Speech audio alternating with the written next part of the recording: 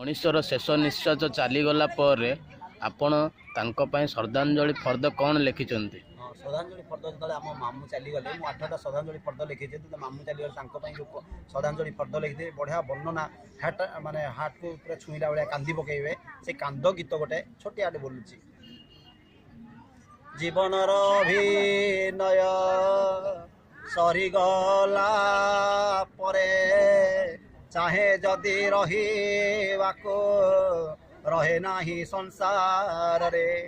ଅଦ୍ଭୁତ କି ରଙ୍ଗ ମଞ୍ଚ ଆଉ ତାର ଖେଳ ଖେଳାଳିଲେ ଉଠି ଯାଏ ସରିଗଲେ ବେଳ। କେତେବେଳେ କିଏ ଯିବ ବାଟ ତାର କାଟି, କିଏ ବା ମିଶିବ କେବେ ମଶାଣିର ମାଟି।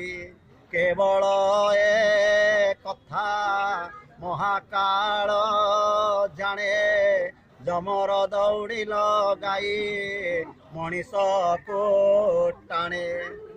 କିଏ ସେ ଜାଣି ପାରୁଛି ଏମିତି କୋଟି କରେ ଅଛି ସ୍ମୃତିକୁ ଖୋଜିବାର କଥା। ଏମିତି ଅନେକ କବିତା ଶ୍ରଦ୍ଧାଞ୍ଜଳି ଫର୍ଦ୍ଦର ରହିଛି। ଜୟ ଜଗନ୍ନାଥ। ମୁଁ ଦ୍ରୁତ କବି ପୁରୀ।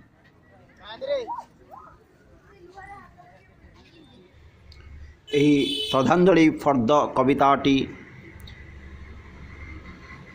ମୃତ୍ୟୁ ପରେ 11-12 ଦିନ ଯେଉଁ ଶ୍ରଦ୍ଧାଞ୍ଜଳି ଦିଆଯାଏ, ସେଥିରେ ଏହି କାନ୍ଦ ଗୀତଟି ଲେଖିବେ।